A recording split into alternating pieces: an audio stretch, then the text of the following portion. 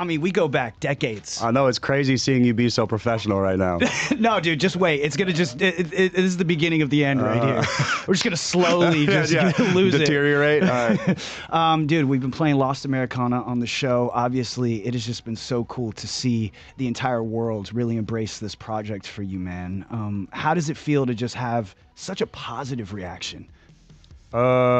I mean, dude, iron sharpens iron. So me being positive and not being like so sunken in egoic depression from, you know, a validation that's some mysterious validation I keep looking for. It just feels, dude, like I cut the chains off of my creative mind and my physical body. I feel lighter, and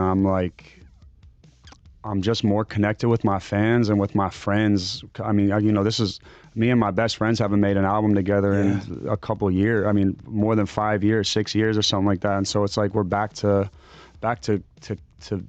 better times. I mean, dude, I can just see the joy, like in all the videos. You know, I've been following everything that you've been doing, all the pop-up shows, the house shows, the record stores. Man, it just looks like you're having the time of your life, man. That makes me so happy. Totally. Makes me so happy. And putting the power back into the backbone of what, you know, is this country, which is like the Midwest, like the forgotten land, you know, the independent record stores, the ones who, you know, support artists like us who, you know, are keeping physical things alive, like tangible art, you know, local businesses like bars and stuff where people go to like take their mind off of the shitty day that they're having, you know. So I was really happy to go, and just, you know, we could have gone and done the amphitheaters or the arenas or done some big corporate version of a celebration, but we were like, dude, let's go back to how it was. No, you making it so personal makes sense because the record is personal. For sure. Right? Like, it's gritty, it's cinematic, it's brutally honest, but also full of a lot of hope. Definitely. When you step back and look at it as a whole, what do you think this album says about where you're at in life right now? I think it requires a part two, for sure. Like the way I ended it, you know, I didn't like. It's funny, on the last album, I kind of wrote my own destiny, and I didn't like what I said. In this film, I know there's no happy ending. That was the first lines of the album and the last lines of the album. And then I really didn't end up having a happy ending. I had a shitty following couple of years, and this time, dude, it was like, we're going to be begrudgingly honest, and also I want to recapture a simple theme, which is a car ride. And there's this I was reading one of Bob Dylan's books, and in it he was describing a song, and he was talking about it in a way of being on the road is so cool because you're not weighed down by anything, even bad news. Like, bad news can't even weigh you down. You're just always moving, you know what I mean? You leave it behind. And so this is that. We're leaving all that bad shit behind, and we're acknowledging that it's happening when it's happening. But the life of a Rolling Stone. For sure. I think actually the song he was describing was Willie Nelson's On the Road Again. I mean, dude, there's no feeling like it because, when you're out there, you know, you have no responsibilities except to just wake up and be in the moment where you're at. You totally. You know, you don't have to worry about getting in a car and driving anywhere. You don't have a meeting to get to. It's like, that kind of thing is addicting too. I mean, dude, me and you've been living that for 15 years. Like, and then you we come both back had home. actual jobs, and we're still like, I'll take this show. I'm out. But I mean, dude, I felt like that even when the making of this album. I felt unwanted. I felt no demand for my presence anywhere, and I was just sitting in the house, and I was like, guys, let's hook up the instruments and make something. Again, it reminded me of Tickets to My Downfall, which was a time in my life where I was like, everyone's wrote me off. And I felt the same thing with this. I was in rehab, and I knew everyone was on the outside world. I said it in Treading Water, which is track 12 on Lost Americana. I said that the public was ideating. I know exactly what you're talking about, man. I know exactly what you're talking about. I'm gonna pull it up. I'm gonna pull up my own lyrics too. You said, I wrote this in room 3, spending Christmas in rehabilitation. I got no phone, just a cell that I'm trapped in while my home's vacant. I'm an impatient, but I lost patience. I just broke something, but I'm fixated on the gossip that I know is happening while I'm just being left out of the conversation. it's a complicated relationship. That's nobody's business, but I'm in this business. Face it, I've been hiding from the ideation that the public has of ruining my reputation. I was in there just sitting there like, damn, people are so stoked to have any ammo to eat me alive. And I came out and I felt free. I don't know what it is about just being, I don't know. I just don't, I don't think I'm meant to be this generic industrial pop star that I keep getting led to, dude. I'm like, I'm a fucking rebel. I'm an outsider. You're I'm an one of one, outlier, bro. bro. I'm done. I'm free. I'm free, bro. I'm finally free. You showed them. As soon as we hit play on Outlaw, like you and I just both listened to that synth line, and that's an iconic intro. Totally. Anytime you play it, it just sets the stage for a crazy night. I've been holding that off. Like I didn't play that at any of these pop-up shows that we're doing, because when I press play on that finally for the first time in front of however many people, it's going to be like epic proportions. I want my guitar to come down from the sky. It's an ascending intro, Totally, bro. Yeah. totally. I want everyone to feel the Holy Ghost when that thing comes on. You nailed it. You know, you got some lines in here too, like all the pages are blank until my life goes to shit. I know I do that on purpose just to write again. And you've been so open, you know, throughout this rollout about the sacrifices that you've made for your art. Has it always been this way for you? I think so. I mean, I'm like, that gotta stop though, because I want to do a lot more albums, and I don't want to keep. You can't sacrifice yourself every project. It's not even about myself. I don't even want to hurt the others around me. You know what I mean? Like, dude, when you're calling your daughter from a facility on Christmas and New Year's, it's just not.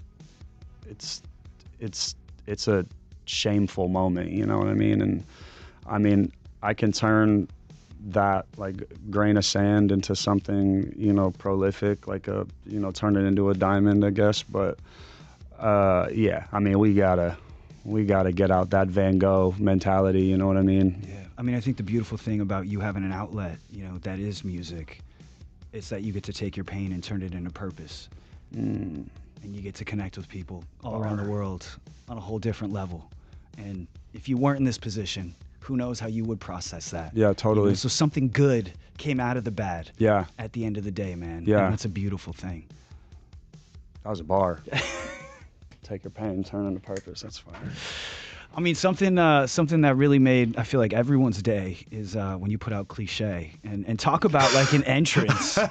No, but you know, on the other side of the coin, right? It's like, talk about an entrance for this era for you, man. Like it was just so cool. As someone who's known you for so long, just to see how much fun you were having with not only the music, but also the visuals, right? And just kind of like told the world, like, you don't know what to expect. Yeah. Like, I'm going to do whatever the hell I want, whenever the hell I want. With so many special songs on this album, what made you know that this was kind of the first one to kick things off?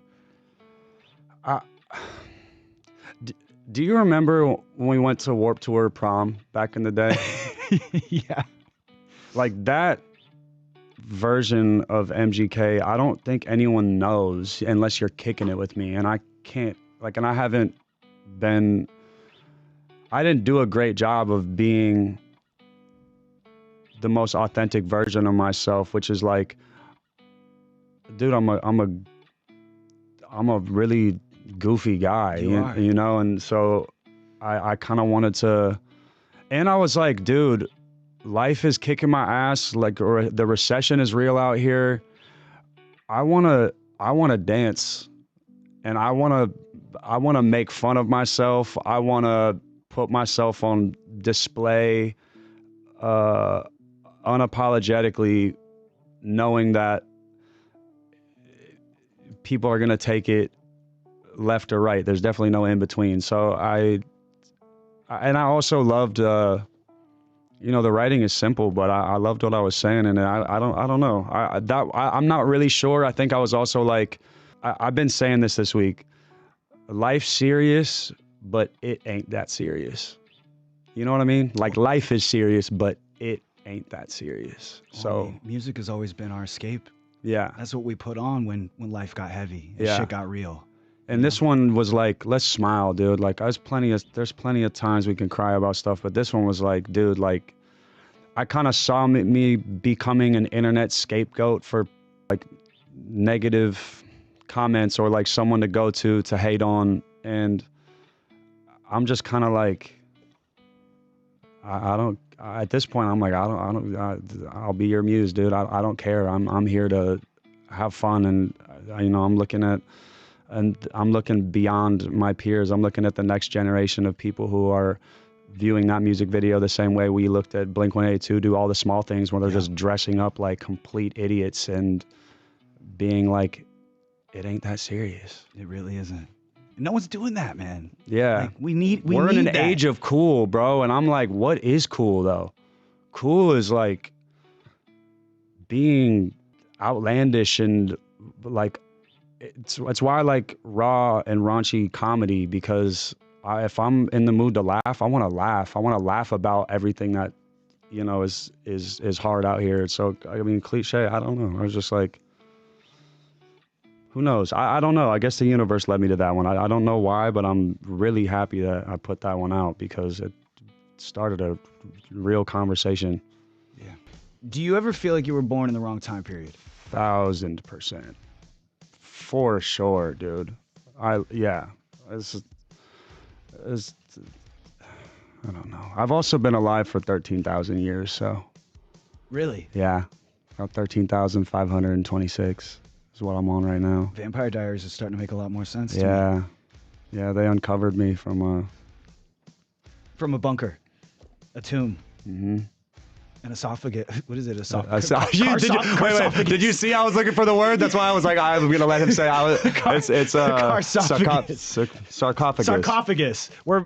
I messed that up twice. Yeah. Warp tour, dude. No books. What era do you think you'd go back if you could? Well, that song for sure I was kind of reminiscing on Creedence Clearwater Revival, Fortunate Son. That's what inspired that line where I was like, I wasn't raised by a millionaire. I can't be saved by a digital prayer. That whole, that vibe was like, yeah, fuck that. This is Monday through Friday music. This isn't Saturday and Sunday weekend cool. This is for the working class, Yeah, that one is 70s. Me, dude, I would have loved to have been this age in the 90s. That would have been crazy. But like, I could totally see me as a crooner in like the 50s. like cigars, cigarettes, whiskey, and like back rooms of casinos. Yeah.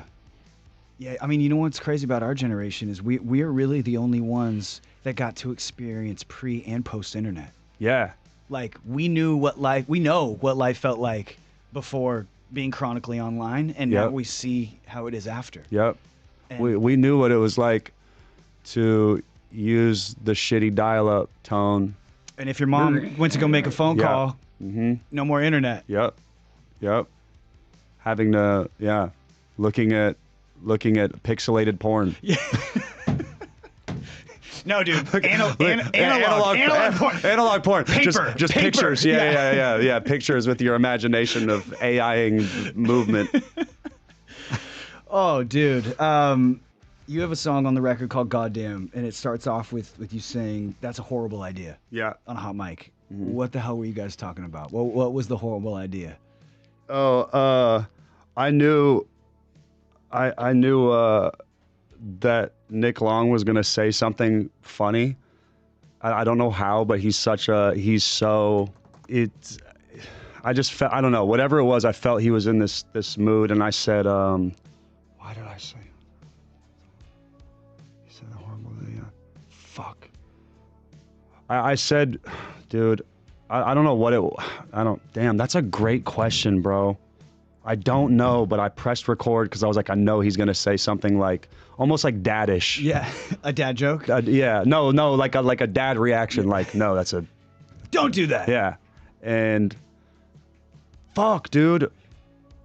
Fuck, this makes me want to call Nick Long and ask him. I don't know, bro. Damn. Should you call him? Yeah. Yeah, Dude, Nick, I'm on the radio right now with T Mills. I just okay. Why did you why did you say that's a horrible idea at the beginning of Goddamn? dude, I was honestly gonna text you because someone texted me about it, and I was like, I have no idea what we were talking about. But I will say you recorded a whole conversation. But you don't So, remember why you said it was a horrible idea? do you? Well, obviously not, or else I wouldn't be calling you. I'd be I think saving this goddamn interview a lot of time, a lot of seconds. I think that I don't have a good answer, but it's in your Pro Tools, and I was probably telling some dumbass story about myself. No, That'd be my dude, you guess. like had a suggestion. Oh man. I guess we'll never know. I guess we'll We'll never never know. know. All right, Nick Long. All right, we're going Damn it. mysterious. We're going mysterious vibe on this one. Let's keep it All mysterious. right, straight up. Oh man, Damn, bro, that's a great question, dude. we're just gonna leave him hanging for All the right. next time that we sit down. Yeah. You know, we could circle back I'll to have this. that answer for yeah, you, though. we'll bookmark this. Yep. And the next time that we do this, Bummer, dude. we're gonna pull it up, and you know, maybe we can open up that Pro Tools session. Dude, I want to give you your flowers with your pen right now. Like the songwriting on this album. Like you've always been a wordsmith, you know, like you've always done it.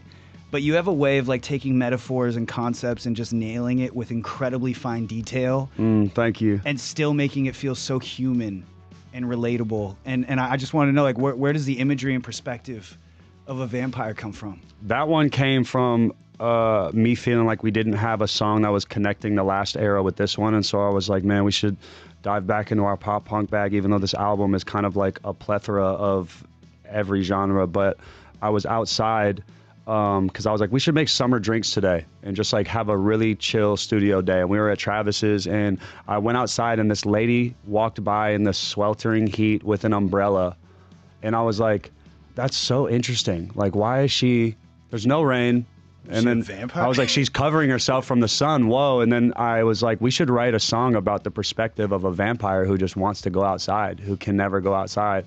And I guess it also metaphorically like fit for all the people who are just stuck in their small town, who have bigger dreams than, you know, the current place that they're at. But I remember when I went in and I was just, you know, jokingly saying lines like I sleep against a bedroom wall, but I really started clicking with the bars when I was like, I try to touch the silver lining, try to find the silver lining, but it'll kill me if I touch. And I was like, that's like, Don't let me rot inside of this yeah, town. Like, dude, totally, bro. It's just, I don't know. I love like bringing the rapper in me into rock. yeah. Is there a lyric that you're most proud of on the project? I think everything on Orpheus, man, the last track of the album, you know, I had, it's funny, it says co-written by Colson Baker, who's me and Megan. I put her as a co-writer on it because some people were thinking that we wrote that in the studio together. I wrote that by myself, but I took some of the From her poetry book, love right? notes. No, like No? she used to call me Orpheus, and she has a poem in her poetry book called Prove It, Orpheus. And so there was this book that we wrote each other through the years of our relationship, and it's just really, really, I hadn't cracked it open in a long time, and I opened it and I was reading all these words, and so I would, you know, there was a couple of them that I took and I put into the song and I sang, and so that's why I was like, you know, fuck it, like she technically did, you know, do some writing on this, so that's why it says written by both her and I. But I mean, her pen game is low-key untouchable. Like it's some of the most, like, I just cried the whole time doing that song, dude. I don't know what it was about that, and I mean, I know what it was, but just rereading like such a passionate love story, you know, all the ups and downs, and you know, I remember the first lines in that song is we grew a tree back in the garden with a celestial seed that fell down to us from the stars.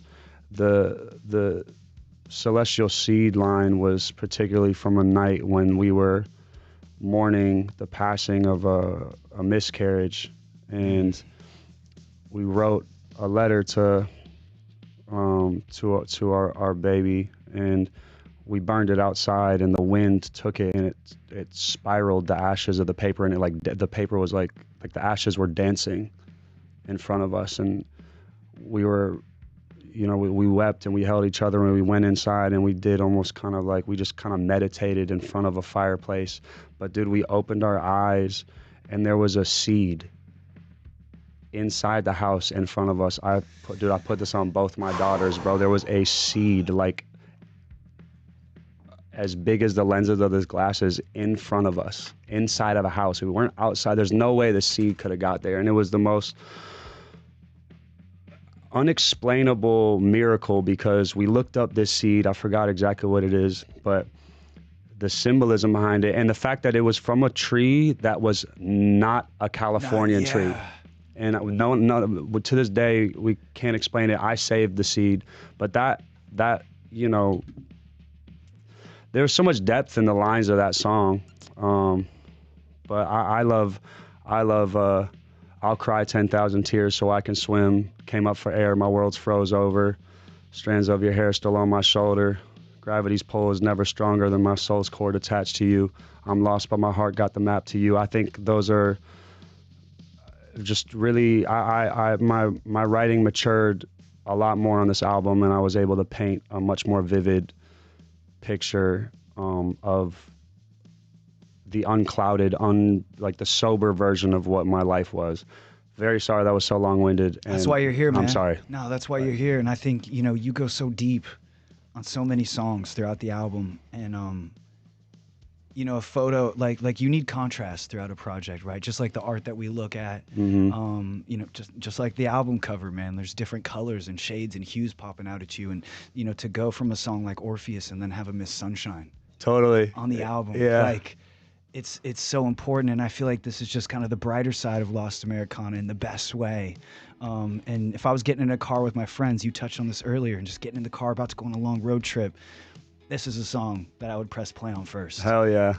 Is it weird that I get a little like Killers and kind of Block Party and Strokes vibe on this one? Block Party and Strokes for sure. Right? Yeah, 1000%. I mean, I picked it up instantly. I also, I heard a story that you were telling about how a fan inspired this one. It wasn't well, sure, she was a fan, but yeah. It was during a meet and greet, right? No, this was during me outside smoking a cigarette on one of the coldest nights in New York ever, and she came up and said the rudest thing ever to me. And after she, by the way, had like the nicest build-up, you know, the nicest, like, it was such a kind intro, and she I mean, she was a fan, but she just said the rudest thing. And what's awesome is that one of my fan pages posted the video of the interaction, yeah. Bro. Like, I finally found it. I was like, that's her, like that. But they didn't catch the moment. It must have been right before she dropped the big, you know, the suck the air out the room comment, because if the video would have extended to when she said it, you'll see the whole group just go like, like, dude, she gave us rigor mortis, bro. We were like, what? And then I wish you could have seen, like, bro, she almost got, like, karma came in the form of a yellow taxi. And my friend goes, you get one take back in life. Do you want to take this take back? And she's like, I want the take back. I'm so sorry. Like, I was so fucked up. And I always am like, if you wouldn't have taken that take back, I don't know if we would have saved you from that taxi. You know what I mean? I mean, dude, that's just proof right there. You never know where inspiration's going to come from. Totally. Right? Totally. It's just going to strike. You know, I also love that we get a song like Indigo on the project. And I feel like it's just a perfect example of you putting every single fiber of your being into the music. I stopped counting my age because my face still looks the same. So instead of years, I use pain. And if that's the case, I'm 500. Like, 13,500 as I shared earlier, but yeah. No, I've no, heard but you want to know the the craziest one? What? And this goes back just to like the battle day. Oh, Needles sew new clothes, but it's more than it seems. Thank you. I have spoken about that line. Crazy. I've been looking around like, yo, right here, bro. No one's gonna. Right here. Needles sewed new clothes, but it's more than it seems. Bro, I'll never forget. Dude, Pete Davidson was in the room with me when I was recording that, and when I dropped that line, I was looking around like, did anyone catch that? Anyone? Pete probably fuck around and did, but yeah. Yeah, that was I heard my fans loud and clear, like they love Rap Kells, so he needed to be on this album. And then Femme with the great hook. She knows how to inspire.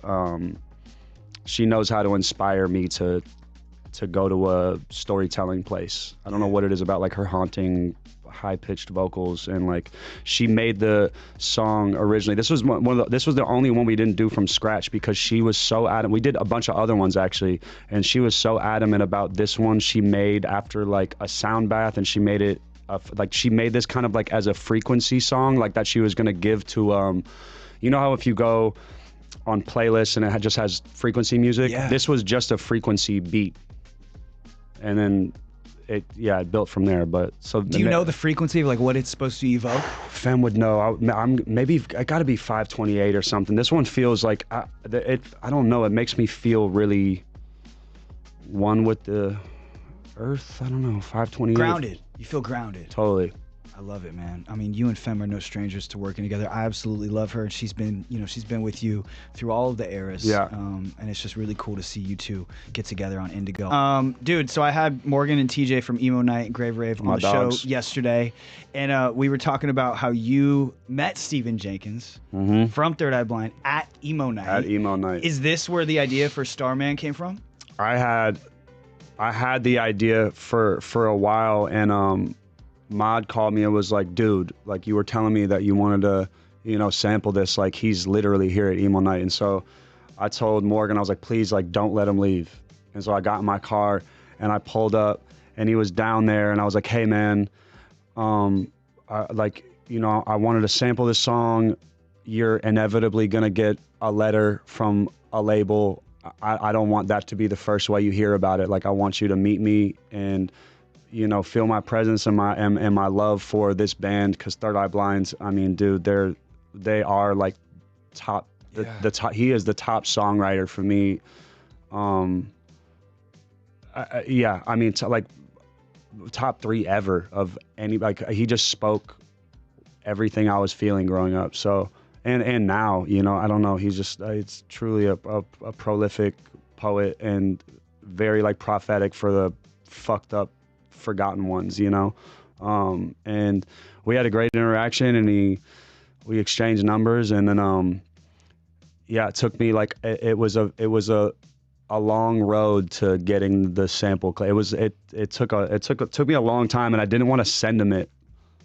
You know, he was you like, didn't want to send him the song. No, he was like, send me the song. I was like, nah, I gotta play it for you in person. Basically being like, because if you're saying no, I'm gonna have to in person convince you. Yeah. Like, we have to turn that no into a yes. You know, like. And dude, it was actually so clutch though, because we were at his friend's house, and one of his friend's daughters walked out, and she was like, dude, like classic art emo girl, like pink hair, piercings everywhere. I think she went to like New York art school. And so I was almost fearing like, okay, this goes one of 2 ways, you know, because I'm a divisive person. So I didn't know if she was going to be like lame or this emo rocks. Girl. Yeah. Yeah. And the song was playing and she came out, she was like, oh, I like this. And then, you know, I think Steven was feeling the energy around. Everything was just like set up for a prime, okay, I approve. And it went through. Yeah. It's meant to be, man. We're going to keep going through the album Lost Americana with Kells right now. Tell me what's up. I mean, first and foremost, from the beginning of this one, you're talking about how you got robbed of your Beats by Dre's off 79th. Well, you know, you and I have been friends for a long time. Yep. I feel like you're in the right place. So I got you something, bro. Years later. Dude. Years later, that's man. actually so clutch, bro. These Beats by Dre's. They're Beats by Dre's. So My we got boy. you back. We got you back, man. Wow. Hey, man, to those 2 dudes who were plotting on me on the train, who took my shit, I fought hard for it, though, by the way. You earned it. Yeah, I fought hard for it, but hey, fuck you guys. We got it back, I baby. got the upgrade. Yes, sir. Yes, sir. Oh, that's a great gift, bro. That's really cool. I mean, dude, I love you, bro. I love you, dog. Thank you, man. It's just been so cool, you know, just seeing all the excitement around this project, man. Everything that you've been doing, and you know, you said that this is taking you to like the beginning of your career again, and you've never been closer. you know, to all of the fans, everyone that's listening. And I feel like so many artists, you know, who get to a level that you've gotten to just lose touch of the people that were there before anyone else. And you've always just kind of, I mean, you know, we look at that bandana right there, like you've always just worn it so proud. And Truly. is there anything that you want to say to EST right now?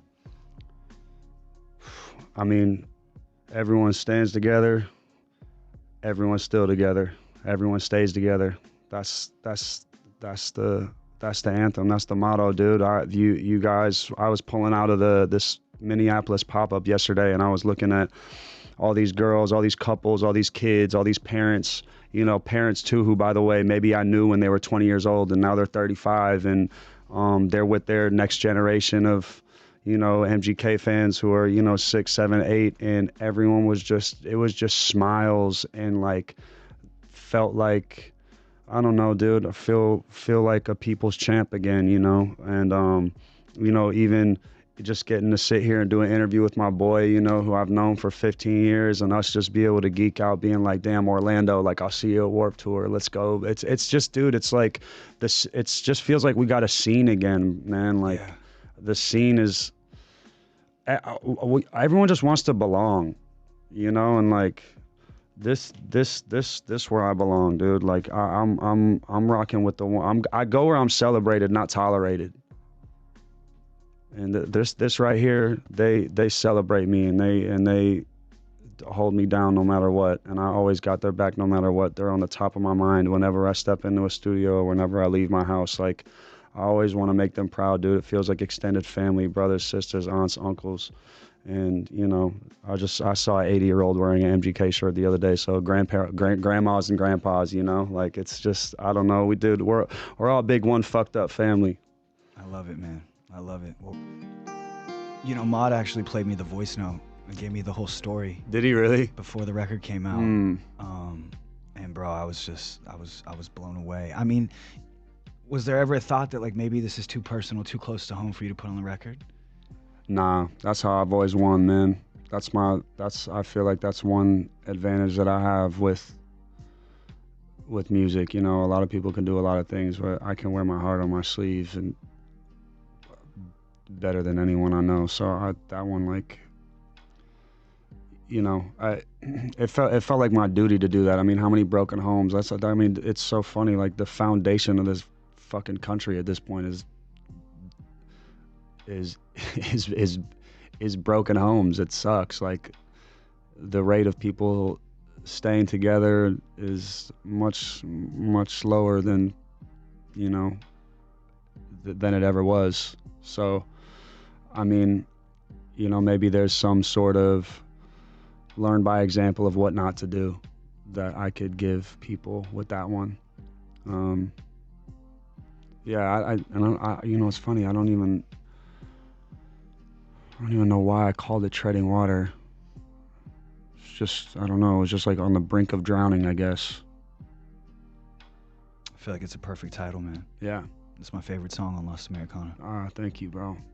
Yeah, that Mod with that voice note, just being like, pulling up to my house and him just sitting in my driveway and being like, I wonder what I'd sound like when I was 80 years old. Yeah.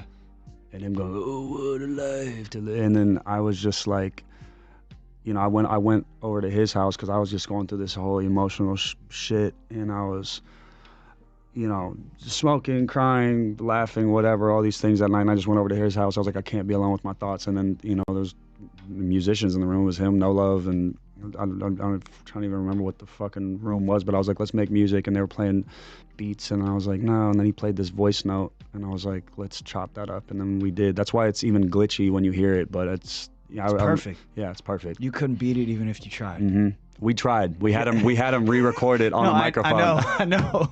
It didn't work. There's magic in there, man. It's yeah. sincerity. It's just you know, you can't replicate those kinds of things. Yeah. You know, I've been obviously just watching everything that's been going on with Lost Americana, and you were in New York, and I think you were walking down the street, and someone asked you, like, you know, what do you do? And when you're on your phone, you said, like, I got off my phone. Like, well, what do you do? And you're like, I read books. Yeah. I blew that interview though, T, bro. I blew that interview. The confidence guy.